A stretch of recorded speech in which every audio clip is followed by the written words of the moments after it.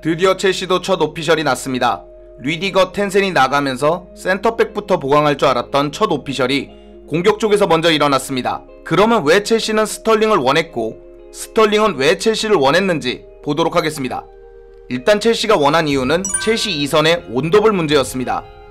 물론 최근에 스털링의 온더볼도 많이 망가져 있습니다.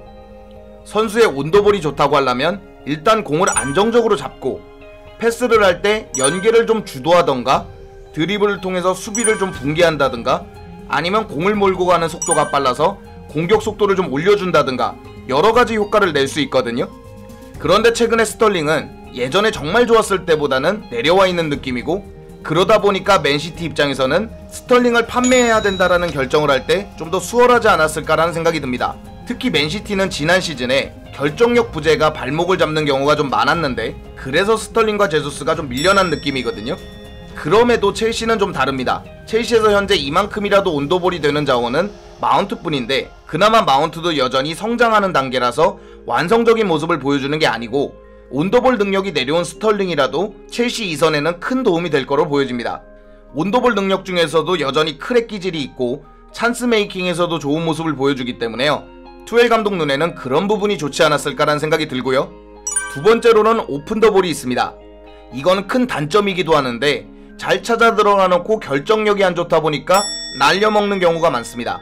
그렇다 보니까 스털링은 공격 자원으로서 많이 안 좋게 보이거든요. 그럼에도 불구하고 근 5년 동안 보여준 스탯을 첼시랑 비교를 하면 디에고 코스타 정도를 제외하고 나면 모든 부분에서 첼시 공격진보다 많은 골과 도움을 양산하고 있습니다. 물론 맨시티는 양질의 공격수들이 있다 보니까 첼시랑 그런 차이점은 있겠지만 스털링의 능력도 맨시티 능력을 따라가 주다 보니까 이런 스탯을 쌓을 수 있었다고 봅니다. 이거에 대한 생각은 찬스를 그렇게 많이 넣어줘도 계속 날리던 베르너를 본다면 더 와닿는 것 같습니다. 세 번째는 큰 부상이 없습니다.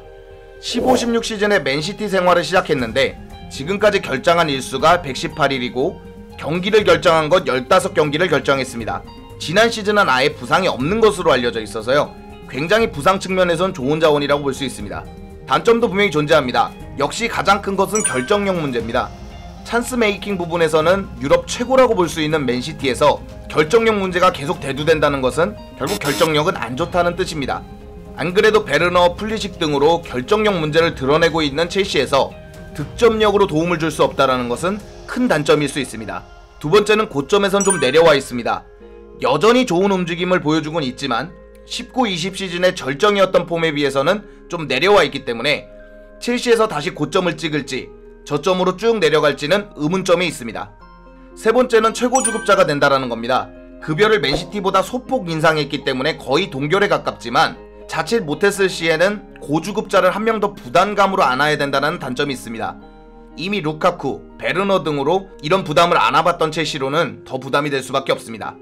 그러면 스털링이 첼시를 원한 이유를 보도록 하겠습니다. 아무래도 잉글랜드 도전을 이어간다 그러면 첼시는 좋은 선택이었던 것 같습니다. 당장의 본인 자체가 런던 출신이고 투엘과 대화에서 감명받았다라는 얘기는 아무래도 자신을 주전으로 쓸 생각이 있다라는 거기 때문에 여러모로 봤을 때 첼시행을 택했던 것 같습니다.